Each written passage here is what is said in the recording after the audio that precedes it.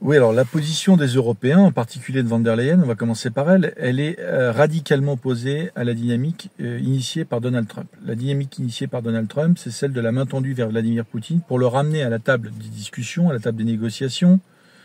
D'ailleurs, Vladimir Poutine a saisi cette main tendue comme il le fallait.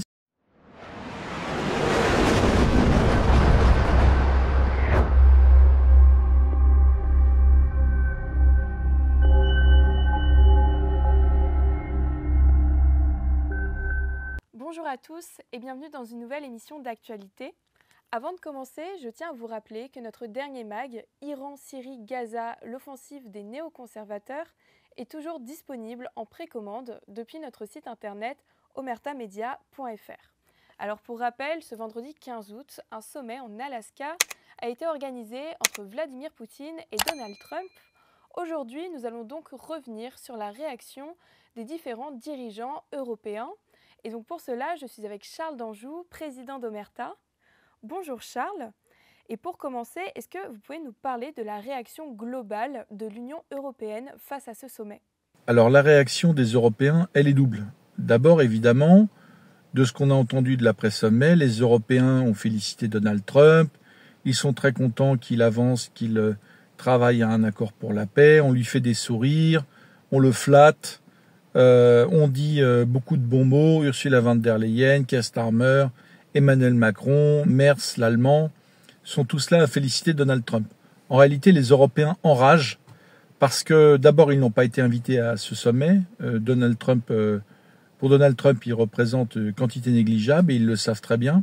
D'autre part, la raison de fond, c'est que Donald Trump est venu depuis 6 mois bouleverser, contrarier, entraver tous les plans européens sur l'Ukraine, mais évidemment au-delà, qui avait été échafaudé entre von der Leyen, Joe Biden, Emmanuel Macron, l'anglais, l'allemand, un certain nombre de puissances occidentales, évidemment les puissances mineures comme les pays baltes.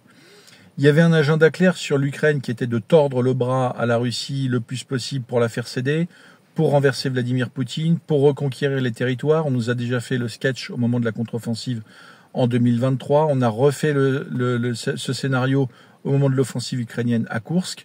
Les Européens, et Joe Biden, mais il n'est plus là, sont persuadés qu'ils peuvent remporter militairement une victoire sur la Russie. Et à ça, il y a une raison très simple, c'est un complexe de supériorité. Ils considèrent, von der Leyen, l'allemande, le français Macron et les autres considèrent qu'ils sont supérieurement intelligents et beaucoup plus puissants que les Russes, qu'ils réduisent en fait à une bande de crétins, d'abrutis, de gens assez brutaux, un peu simplistes, un peu arriérés, etc. Et c'est là évidemment la grosse erreur des Européens. Ils n'ont pas compris ce qu'est la Russie, ils n'ont pas compris ce que sont les Russes, qui sont les Russes, et ils n'ont pas compris qui est Vladimir Poutine, qui est son entourage. Ça c'est une grosse erreur parce qu'en réalité,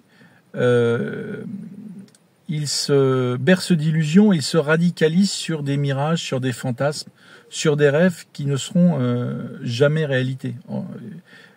Penser que l'Ukraine, avec le soutien occidental, va pouvoir un jour récupérer la Crimée, récupérer ses territoires, c'est totalement déraisonnable, c'est totalement infantile, c'est totalement dingue. Voilà. Donc évidemment, Donald Trump, l'élection de Donald Trump a bouleversé cet agenda. Les Européens maintenant sont seuls et surtout, Donald Trump soutient le plan de Vladimir Poutine, le plan de paix de Vladimir Poutine sur une base minimaliste. Je l'ai dit, Vladimir Poutine aurait pu demander bien plus que ça.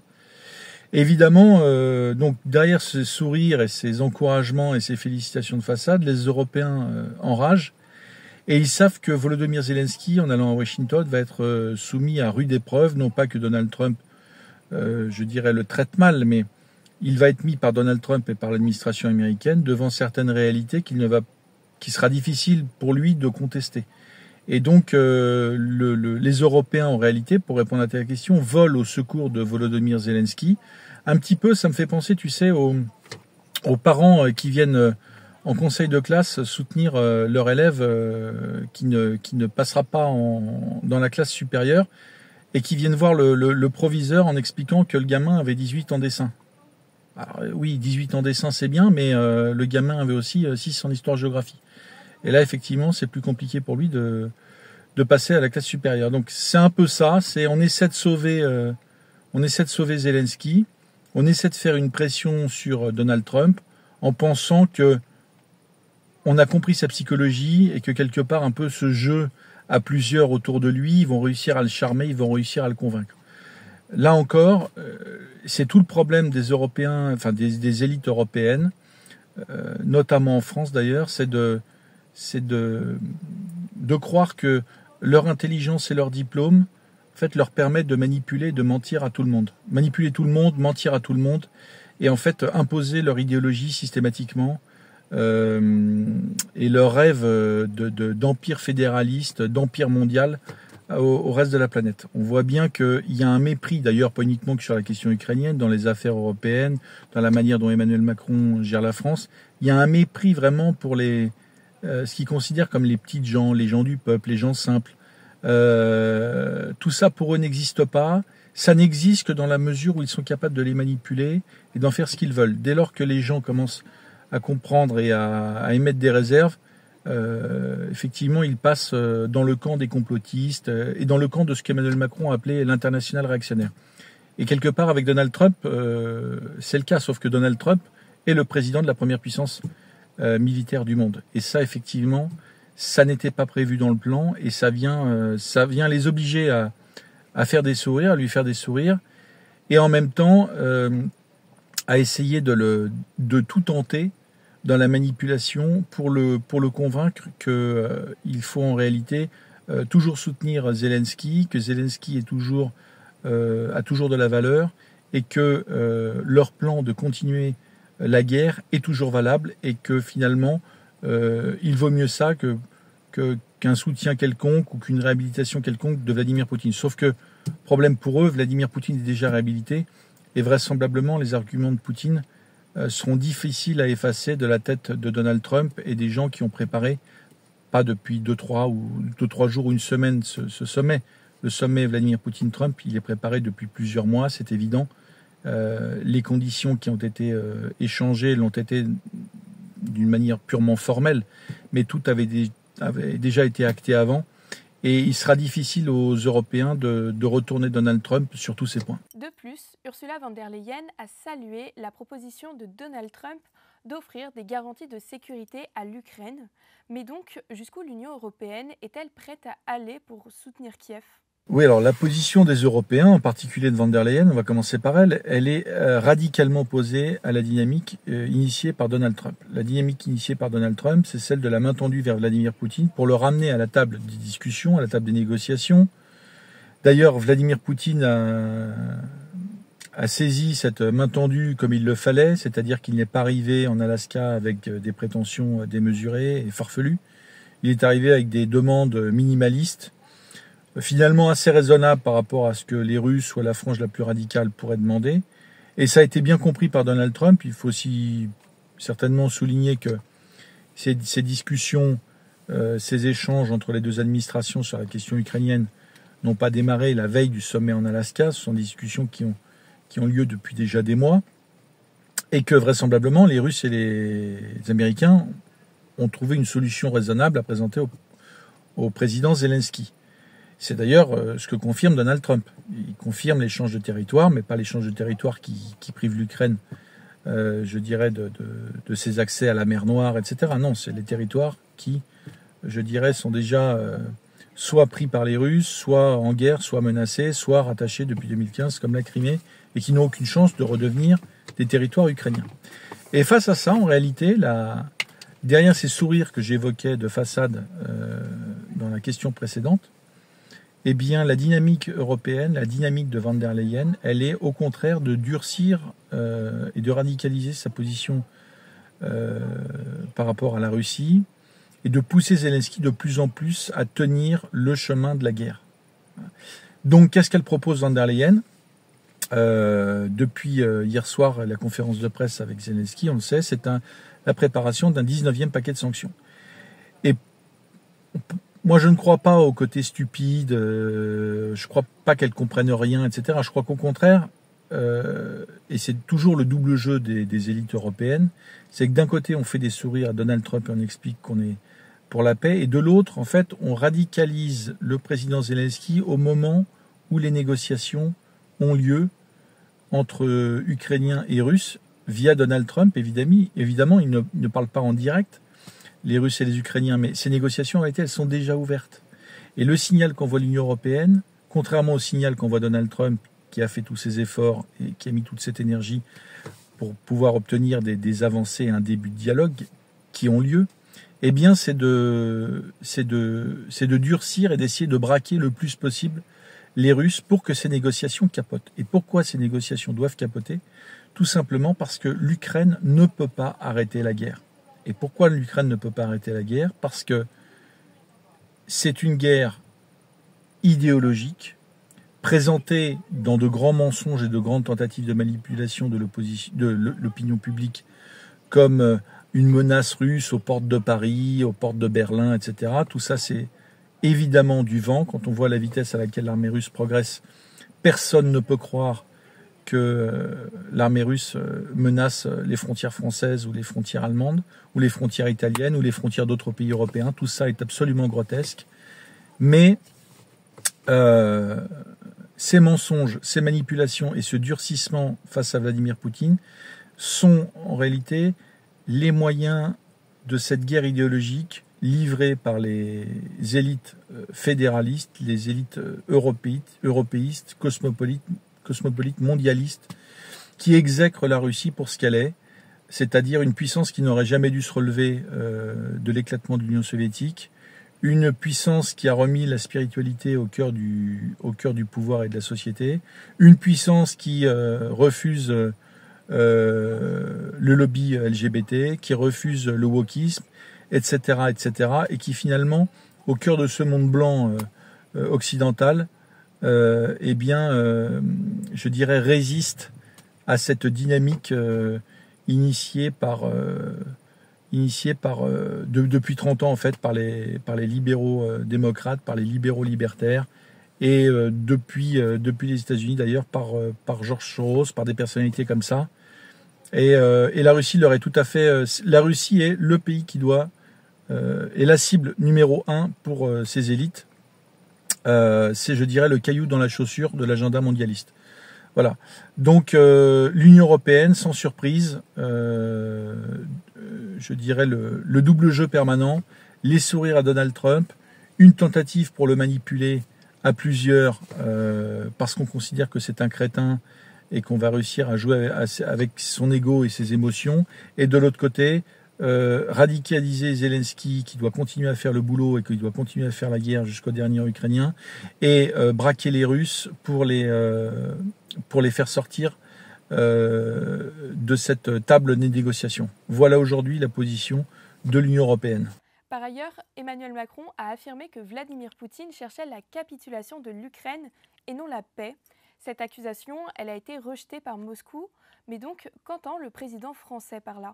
Alors d'abord, quand Emmanuel Macron dit ça, c'est un mensonge, ou alors il n'a pas compris ce qu'a dit Vladimir Poutine à Donald Trump. Ce que cherche Vladimir Poutine, c'est pas la capitulation et la conquête de l'Ukraine dans son intégralité, c'est la neutralisation de l'Ukraine. Ça veut dire que l'Ukraine ne puisse plus redevenir un proxy des pays européens ou des États-Unis sous une autre administration que celle de Donald Trump, une administration démocrate par exemple, qui veuille à nouveau en découdre avec la Russie, à nouveau déstabiliser la Russie, en prenant l'Ukraine comme un proxy.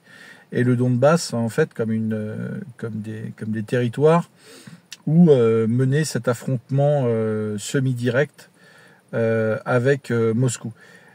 C'est ça que veut Vladimir Poutine. Vladimir Poutine, dans les conditions minimalistes qu'il a demandé à Donald Trump, il y a effectivement le fait que, l'Ukraine ne puisse pas entrer dans l'OTAN, et 2, que l'armée ukrainienne soit réduite à son minimum. Et ces deux conditions, elles sont inacceptables pour les Européens. La première, évidemment, parce que le rêve des Européens, c'est de pouvoir en fait muscler le plus possible militairement l'Ukraine afin qu'elle reste un abcès pour la Russie sur sa frontière occidentale. C'est d'ailleurs la raison pour laquelle, comme ils ont compris que Donald Trump, que le refus de Donald Trump de faire intégrer l'Ukraine à l'OTAN en fait équivalait à une décision définitive et qu'il n'y avait plus rien à espérer de ce côté-là, ils essaient de mettre en place ce qu'ils appellent en fait, un mécanisme de sécurité où en fait il y a une espèce d'OTAN version européenne avec effectivement un engagement des troupes européennes hors OTAN aux côtés de l'Ukraine en cas de nouvelle guerre avec la Russie. Ça c'est très clair, et ce qu'il veut aussi d'ailleurs, il l'a redit, c'est prépositionner des forces européennes, notamment françaises en Ukraine. D'ailleurs, là encore, il y a une tentative de manipulation, il y a un mensonge, puisque hier il dit aux journalistes qui l'interrogent, il dit non mais il ne faut pas affoler les Européens, les Français, ce ne sera pas pour des affrontements avec la Russie. Mais si la Russie est à nouveau en guerre avec l'Ukraine et que les militaires français sont sur le terrain, qu'est-ce qui va se passer? En fait, soit ils vont rester aux côtés des Ukrainiens, ils vont se battre contre les Russes, soit ils vont rester en arrière et ils risquent de toute façon d'être la cible de bombardement, ou alors ils ne pourront rien faire du tout. Donc la proposition de Macron en disant que ça n'a aucune implication concrète, ça n'a strictement aucun sens. Évidemment que s'il y a des troupes européennes sur le sol ukrainien, elles seront de facto engagées s'il y a à nouveau un conflit, où qu'il se trouve, de quelque intensité il fut, les troupes européennes seront évidemment engagées aux côtés de l'armée ukrainienne. Voilà. Donc ils essaient de pallier, Emmanuel Macron en particulier, depuis 6 mois, qui a compris que l'Ukraine n'intégrerait pas l'OTAN parce que Donald Trump simplement saignerait maître sur l'OTAN, a dit non, essaie de trouver un moyen contourné de recréer un petit OTAN européen pour je dirais, donner les assurances à Zelensky qu'il peut encore se radicaliser, qu'il peut refuser les conditions minimalistes posées par Poutine, relayées par Trump pour avancer vers un accord de paix. Voilà ce à quoi pense Macron en ce moment. Et alors effectivement, dans ces fameuses conditions données par Poutine à Trump officiellement, préparées par l'administration américaine et l'administration russe de concert, il n'est donc pas question d'une capitulation de l'Ukraine, simplement il est question de la cession de territoires qui ont déjà été pris par la Russie, la reconnaissance par Kiev qu'ils ne sont plus ukrainiens, la reconnaissance par Kiev et par l'ordre international, par le droit international, que la Crimée est désormais un territoire russe, et que Kiev se retire du restant des 4 régions administratives qui est sous son contrôle. Alors plus dans la région de Lugansk, parce que je crois qu'à quasiment à 100% elle est devenue russe, mais il reste une bonne part dans les régions de Donetsk et surtout dans la région de Zaporijia et de Kherson. Voilà les conditions demandées par la Russie, les conditions principales. Il y a aussi la levée des sanctions, il y a la non-intégration de l'Ukraine dans l'OTAN, mais qui est déjà acquise. Voilà, la Russie aurait pu aller beaucoup plus loin. Donc on est très loin d'une capitulation de l'Ukraine, mais il y a c'est peut-être, je dirais, un signe un peu inconscient, une réflexion un peu inconsciente, parce que comme il n'y a pas de demande de capitulation formelle et intégrale du pouvoir ukrainien, de Zelensky et de l'Ukraine, ce dont parle Emmanuel Macron, en réalité, c'est cette capitulation dont il parle, c'est cette défaite de l'Ukraine sur une partie des territoires qu'elle ne contrôle plus, ou qu'elle va perdre bientôt si elle refuse. Dans 3-6 mois, les villes en ce moment assiégées par les Russes seront devenues russes. Et ces pertes, en réalité, psychologiquement, pour Macron comme pour les Européens, c'est une capitulation devant Vladimir Poutine, et c'est une victoire de Vladimir Poutine et une humiliation que Vladimir Poutine s'apprêterait ou voudrait infliger aux Européens, largement au-delà de Zelensky, parce que pour Poutine, Zelensky ne compte pas grand-chose. Ce qui compte en réalité, c'est de rendre la monnaie de leur pièce aux Européens. Ça, pour Vladimir Poutine et pour les Russes, ça compte. Et effectivement, ces conditions minimalistes remplies seraient une très grande victoire déjà pour la Russie, pour Vladimir Poutine. Elle serait une très grande humiliation pour l'Europe et pour Emmanuel Macron, qui ont poussé à la guerre, qui ont poussé à la radicalisation du conflit et qui évidemment perdraient la face quasiment intégralement, non seulement aux yeux du président russe, mais également aux yeux du monde. Et donc cette capitulation dont parle Macron, c'est simplement que Zelensky accepte les conditions minimalistes des Russes et accepte de faire un accord de paix sur cette base. Je le redis, si les Ukrainiens n'acceptent pas ces conditions minimalistes, la guerre se poursuivra et dans 6 mois, dans 1 an, les Ukrainiens n'auront plus grand-chose à négocier. Par contre, les Russes auront des exigences qui seront bien plus importantes. Voilà, donc il manipule Zelensky, qui se laisse manipuler, qui lui aussi est convaincu, je dirais que le rôle de sa vie ne doit pas s'arrêter et qu'il doit continuer à jouer son rôle de chef de guerre, le rôle de sa vie. Et tout ça mène évidemment l'Ukraine et les Européens totalement dans le mur. Oui, enfin, j'ajoute sur la question d'Emmanuel Macron et de ce qui est en train de se passer, qu'Emmanuel Macron, le président français, adore revêtir ses habits de chef de guerre de la coalition des volontaires, que dans sa dernière conférence de presse, il parle de protéger les frontières de l'Europe, d'être craint, de muscler, de robustesse des armées européennes, du soutien à l'Ukraine, etc., etc.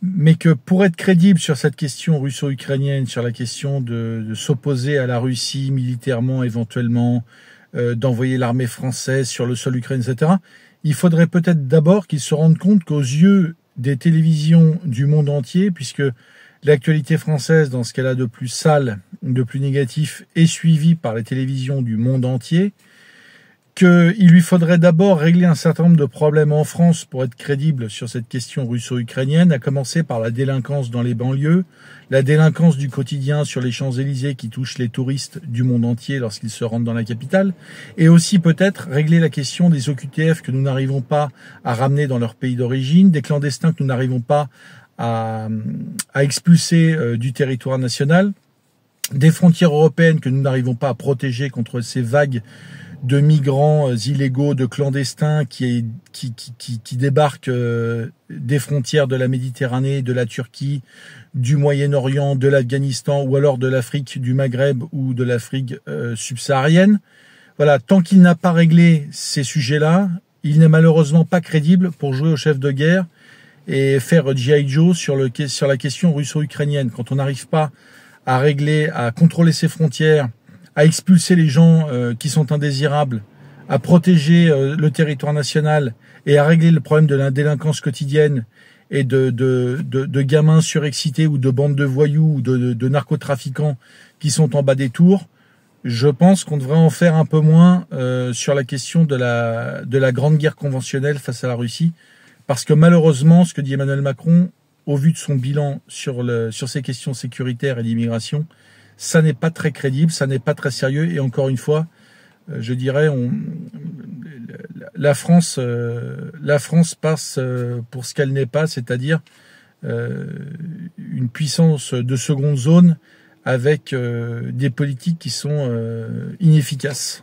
De plus, comment cette divergence pèse-t-elle sur les discussions avec Washington ? Oui, alors il y a effectivement donc une divergence de fond sur les objectifs, l'approche et les perspectives que souhaitent donner à ce conflit russo-ukrainien, d'une part les Européens qui eux ne veulent surtout pas que Volodymyr Zelensky accepte un accord de paix aux conditions minimalistes proposées par les Russes et par Poutine, mais qui en même temps doivent le présenter à Donald Trump et à la face du monde d'une manière, extrêmement feutrée, extrêmement polie, extrêmement prudente, pour ne pas finalement porter, je dirais, le poids de l'opprobre mondial suite au capotage de ces discussions de paix. Et pour ça, ils vont essayer de tout faire en fait pour que je dirais déjà en termes de communication, retourner un petit peu l'approche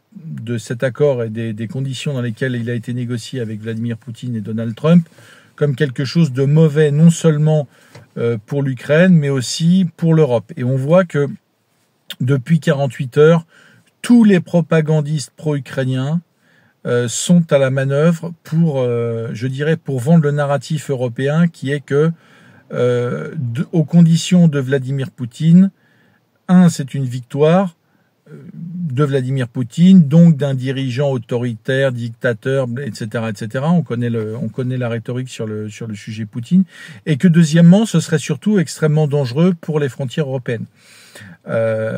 Et là, ils reprennent ce narratif, c'est-à-dire que d'un côté, ils nous expliquent depuis des mois que l'armée russe est inefficace, qu'elle est mal commandée, qu'elle est mal équipée, etc., mais que dans le même temps, elle a les possibilités d'arriver jusqu'à Paris ou Berlin ou Madrid si l'Europe accepte de discuter avec Vladimir Poutine, si l'Europe ne se réarme pas, si l'Europe ne surarme pas l'Ukraine, et si là, en ce moment-là, dans cette séquence dans laquelle on est, si l'Europe et Volodymyr Zelensky acceptent des concessions territoriales à Vladimir Poutine. Raison pour laquelle, malgré une forme extrêmement arrangée, des sourires, des poignées de main, des embrassades, des félicitations, l'ego de Donald Trump qui va certainement être surflatté pendant ces 24 heures. En réalité, rien ne va bouger côté Zelensky, côté des Européens. Ils ne veulent pas d'un accord de paix. Ils ne veulent pas de la moindre concession territoriale de territoires déjà pris par Vladimir Poutine à la Russie. Les territoires qui ont été pris par la Russie, notamment dans le Donbass, ne doivent, selon les Européens, jamais être reconnus comme des territoires russes. Raison pour laquelle il y a très peu de chances que cette session de discussion aboutisse sur du concret à l'issue des discussions qu'il va y avoir entre les Européens, Volodymyr Zelensky et Donald Trump. Pour terminer, Charles, ce lundi, Ursula von der Leyen est à la Maison-Blanche avec Emmanuel Macron et d'autres dirigeants européens pour une réunion avec Zelensky et Trump. Mais donc, que peut-on attendre de cela ? Ce qu'il faut attendre de cette réunion, déjà du côté de Donald Trump, on le sait très bien, puisqu'il a, je dirais, communiqué assez largement pas sur tous les détails, mais globalement sur le cadre, c'est-à-dire ces fameuses concessions territoriales que demande Vladimir Poutine, et qui sont, je dirais, le format minimaliste de ce que voudraient les Russes potentiellement. Il faut bien comprendre que les Russes considèrent qu'Odessa est une ville russe, considèrent que Kharkov est une ville russe, que Soumy est une ville russe. Et ça pourrait tout à fait être revendiqué finalement par les Russes. Ça l'est par la frange la plus dure. Et ça n'est pas ce qu'a retenu Vladimir Poutine, qui quand même souhaite qu'on puisse arriver à un accord acceptable, et il a bien compris d'ailleurs que pour que ce soit un accord acceptable et pour que que ce soit une victoire pour Donald Trump, que Donald Trump ait une chance de le faire signer aux Ukrainiens, eh bien il fallait être extrêmement raisonnable sur ce qu'ils allaient demander. C'est ce qu'a fait Vladimir Poutine. Par contre, de l'autre côté, et c'est là qu'il est intéressant d'écouter les chaînes un peu mainstream en ce moment, j'en parlais dans la réponse précédente, pour savoir quelle va être la position de Volodymyr Zelensky, de von der Leyen, de Macron et des autres, il suffit d'écouter les chaînes mainstream, que ce soit Pierre Lelouch, l'ancien député néoconservateur, que ce soit l'hôtesse de l'air Xavier Titelman, que ce soit Bernard-Henri Lévy qui passe en ce moment chaque semaine sur LCI pendant près d'1 heure avec Darius Rochebin, que ce soit tous les autres, les Ukrainiens sur les plateaux, etc. Il y en a un certain nombre, des analyses géopolitiques, etc.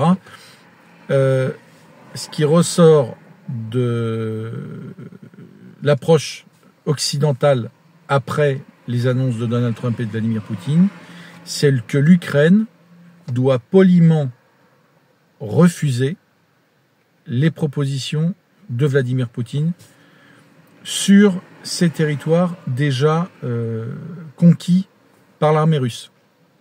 C'est-à-dire que l'armée ukrainienne ne doit pas se retirer des régions dans lesquelles elle est encore présente, les régions de Donetsk, les régions de Kherson, les régions de Zaporijjia, ne doit pas accéder aux demandes russes, tout simplement parce que se retirant de ces régions,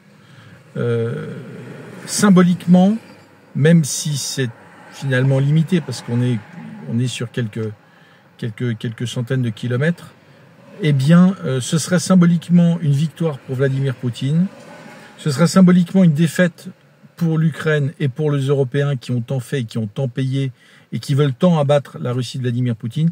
Et ça, c'est tout simplement inenvisageable.